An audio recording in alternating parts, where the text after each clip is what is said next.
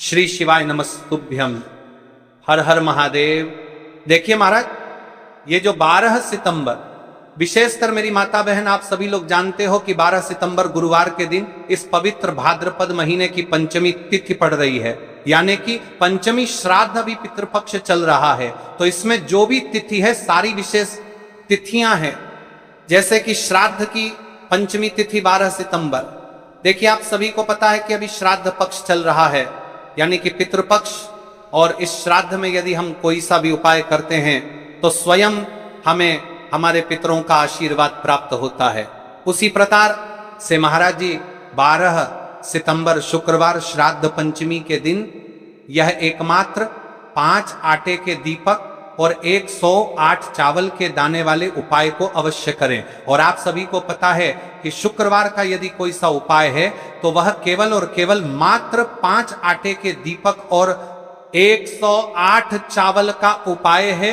आपको इस उपाय को किस समय करना है, प्रदोष काल के समय या फिर सुबह के समय, ये संपूर्ण बातें हम आगे करेंगे।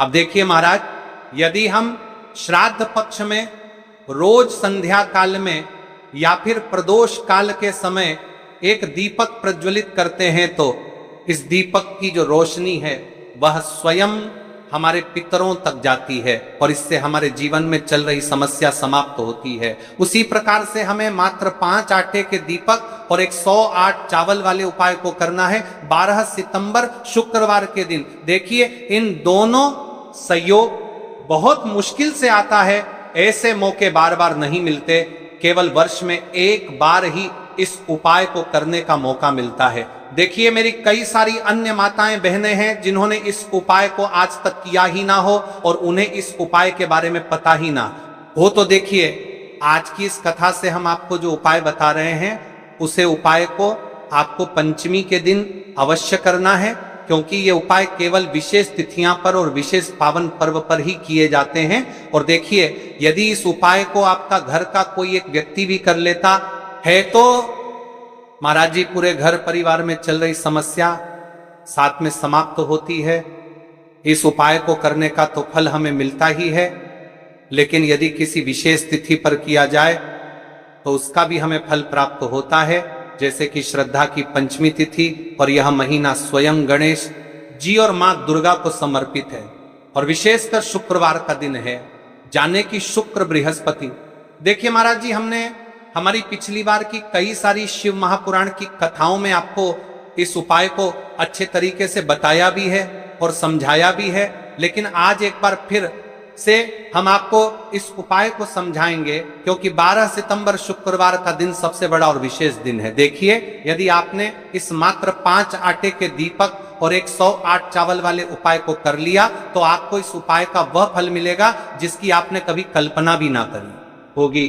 देखिए महाराज जी, जो मनोकामना बड़े बड़े पूजा पाठ अनुष्ठान से पूर्ण नहीं होती, वह केवल इस श्राद्ध पक्ष में पंचमी तिथि के दिन इस पवित्र शुक्रवार के पावन पर्व पर मात्र 5 आटे के दीपक और 108 चावल वाले उपाय को करने से पूर्ण हो जाती है। देखिए मेरी कई सारी माताएं बहनें हैं जिन्हें पता भी नहीं है कि उनके जीवन में जो समस्या चल रही है उसका कारण क्या है, यानी कि मुख्य कारण क्या है, किस वजह से यह समस्या है। मतलब भाई जीवन में जो अटकने आती हैं जिनका कारण अक्सर हमें पता ही नहीं चलता, वे कई बार पितृ शक्ति या घर की अनुचित ऊर्जा के कारण होती हैं। श्राद्ध पक्ष वह काल है जब हमारे पूर्वजों की स्मृति का प्रभाव सबसे अनुभवी होता है, उनके प्रति आदर अनुष्ठान से उनके सुख और मार्गदर्शन का अनुभव मिलता है। और शुक्रवार वह दिन है जब श्राद्ध का भाव और शुक्रवार की ऊर्जा मिलती है तो वह अवसर दुर्लभ बन जाता है। ऐसी घड़ी जब छोटे से उपाय से बड़े बंधन टूट सकते हैं। मात्र 5 आटे के दीपक और 108 चावल जो शुद्धता और रक्षा का प्रतीक है, उसी घड़ी में जलाकर हम अपने घर के नकारात्मक बंधनों को तोड़ने, पूर्वजों की शांति प्राप्त करने और जीवन में अच्छे अवसर पुण्य सक्रिय करने का आग्रह करते हैं। इसलिए आपसे निवेदन कर रहे हैं ये तुलसी की लकड़ी की दीपक वाला उपाय अवश्य करें। देखिए महाराज जी, हम आपको आगे चलकर संपूर्ण बातें बताने वाले हैं कि इस उपाय को आपको किस प्रकार करना है, सामग्री कहां से लेनी है, किस समय करना है, कैसे करना है। ठीक है, तो आपको वीडियो के अंतिम तक बने रहना है। देखिए, हम राशि से जुड़ा भाग्य भी बता रहे हैं और भाग्य में चल रही परेशानियों को भी बता रहे हैं। तो यदि आप अपनी राशि से जुड़ा भाग्य भी बता रहे हैं, से जुड़ा भाग्य जानना चाहते हैं, तो अपना नाम और अपनी राशि कमेंट बॉक्स में अवश्य लिखें। अगली वीडियो में हम आपको आपकी राशि से जुड़ा भाग्य बताएंगे। अब बात कर लेते हैं उपाय के बारे में। तो देखिए महाराज जी, इस मात्र 5 आटे के दीपक और 108 चावल वाले उपाय को आपको कल इस श्रद्धा पक्ष की पंचमी तिथि यानी कि कल शुक्रवार के दिन अवश्य करना है। देखिए, अब बात कर लेते हैं हम उपाय के बारे में। इस उपाय को कौन कौन व्यक्ति कर सकता है, मतलब कि मेरी कई सारी अन्य मात्राएं बहनें रहती हैं जो अपने स्वयं के लिए, अपने स्वयं के जीवन में चल रही परेशानियों को समाप्त करने के लिए उपाय यदि करना चाहती है तो वह अवश्य कर सकती है महाराज। और मेरी कई माताएं बहनें अपने परिवार वालों के लिए, अपने सदस्यों के लिए उपाय करना चाहते हैं तो वो भी कर सकती है। ध्यान रहे, मात्र एक तुलसी के लकड़ी का दीपक उपाय की ओर आगे बढ़ने से पहले कल की 2 विशेष राशि जिन माताएं बहनों ने कमेंट किया था अपनी राशि से जुड़ा भाग्य जानने के लिए, देखिए सबसे पहली और विशेष राशि है कर्क राशि। देखिए, यदि आप शुक्रवार की पंचमी के दिन 5 दीपक वाला उपाय करते हैं तो विशेषकर आपको आपके पूर्वजों का आशीर्वाद प्राप्त होगा, आपके कार्य में जो भी अड़चन आ रही है वह समाप्त होगी। दूसरी राशि है कन्या राशि। देखिए, आपकी धन संबंधित परेशानी समाप्त होगी, विशेषकर श्राद्ध में। तो देखिए महाराज जी, अब हम बात कर लेते हैं उसे विशेष उपाय के बारे में जो आपको कल के दिन करना है। तो देखिए, 108 चावल के दाने, 5 आटे के शुद्ध दीपक। तो देखिए महाराज जी, आपको कहां से लेना है, कैसे लेना है, किस समय पर करना है, ये सारी अन्य बातें हम आगे करेंगे। लेकिन हाँ, आपको उपाय को बीच बीच में से स्किप नहीं करना है। यदि आपको इस उपाय को करना है तो आप वीडियो को अंतिम तक जरूर बन रहे, वीडियो को बीच बीच में से काटना नहीं है। तो आज का यह उपाय 108 चावल के दाने, 5 आटे के दीपक सिर्फ की साधारण मनोकामनाएं पूरी करेगा, बल्कि घर परिवार में शांति, सुख और समृद्धि का भी स्थायी साधन बनेगा। यह उपाय कोई कठिन साधना नहीं है। इसमें न तो बड़ी बड़ी सामग्री चाहिए, न ही जटिल अनुष्ठान, बस श्रद्धा चाहिए, भक्ति चाहिए और शुद्ध भाव चाहिए। याद रखिए, उपाय करते समय केवल एक ही संकल्प हो आपके मन में, हे भोलेनाथ, हे गणेश जी, हे माता लक्ष्मी, मैं आपकी शरण में आया हूं, मेरी समस्याएं दूर करो और मुझे सही मार्ग दिखाओ। अब देखिए महाराज जी, हम सबसे पहले बात कर लेते हैं 108 चावल के दाने उपाय के बारे में। ठीक है, देखिए, आपको 5 आटे की दीपक और 108 चावल के दाने वाले उपाय को साथ में ही करना है। लेकिन सबसे पहले हम बात कर लेते हैं 7 चावल के दाने वाले उपाय के बारे में। 108 चावल के दाने, 108 अंक का विशेष महत्व है। यह पूर्णता और 7 लोकों का प्रतीक है। ध्यान रहे, ये चावल शुद्ध और अखंड होने चाहिए। फूटे हुए या टूटा हुआ कोई भी दाना नहीं चलेगा। इन्हें आप अपने घर की रसोई से भी ले सकते हैं। लेकिन अगर घर के चावल टूटे फूटे हैं तो नजदीकी किराना या अनाज की दुकान से ताजे चावल ले 108 दाने अलग कर एक छोटी कागज की पुड़िया या पूजा की डिब्बी में रख लीजिए। अब देखिए महाराज जी, हमारे साथ चावल के दाने तो हो गए, यानी कि आपके साथ चावल के दाने निकल कर रख लेना है। अब हम बात कर लेते हैं 5 आटे के दीपक के बारे में। 5 आटे के शुद्ध दीपक, 5 आटे के दीपक, ये दीपक साधारण गेहूं के आटे से बनाए जाएंगे। दीपक बनाते समय इसमें ना नमक मिलाना है, ना हल्दी, आटे से बस सादा शुद्ध दीपक बनाना है। हर दीपक में गोल बत्ती की रुई का प्रयोग करना है। तेल इतना भरें कि दीपक पूरे उपाय के समय प्रज्वलित रहे। तेल आप सरसों या तिल का ले सकते हैं। ये दोनों ही भगवान शिव और देवी देवताओं को प्रिय है। कई सारे लोगों के मन में यहां प्रश्न भी रहता है। तो देखिए, इन उपायों को तो करना ही है। बाकी यदि कोई अन्य सामग्री लेकर जाना चाहते तो वह भी लेकर की जा सकता है। यदि आप सुबह के समय इस उपाय को करोगे तो आपको सबसे पहले एक लोटा जल अवश्य लेकर जाना है। सबसे पहले महादेव की शिवलिंग पर आपको एक लोटा जल समर्पित करना है, क्योंकि सुबह का समय है, इसलिए शिव जी की शिवलिंग पर जल चढ़ेगा। पश्चात हमें इस उपाय को करना है। अब जैसे कि कोई अन्य सामग्री लेकर के जाना चाहता है, बेलपत्र, पुष्प, चंदन या धूप अगर आप साथ ले जाना चाहें तो और भी उत्तम, पर याद रहे यह सिर्फ अन्य सामग्री है। मुख्य सामग्री सिर्फ 108 चावल, 5 आटे के दीपक। तो देखिए, उपाय का सही समय भक्तों, कोई भी उपाय तभी सिद्ध होता है जब वह सही समय पर किया जाए। इसलिए आज मैं आपको बहुत विस्तार से बताऊंगा कि यह उपाय कब और कैसे करना है। सुबह का समय, सबसे पहले हम इस समय के बारे में बात कर लेते हैं, प्रातः काल का समय पूजन और उपाय के लिए सर्वश्रेष्ठ माना गया है। आप सुबह 7 बजे से 12 बजे के बीच इस उपाय को कर सकते हैं। अगर आपके पास जल्दी का समय है तो 7 से 8 बजे के बीच करना सर्वोत्तम है। सुबह सबसे पहले शिवलिंग पर जल चढ़ाया जाता है, इसलिए इस उपाय की शुरुआत भी जल से ही होगी। अब महाराज जी हम बात कर लेते हैं विशेष प्रदोष काल के समय के बारे में। प्रदोष काल का समय कई माताएं बहनें या घर के लोग सुबह के समय व्यस्त रहते हैं। ऐसे लोग इस उपाय को शाम के समय प्रदोष काल में कर सकते हैं।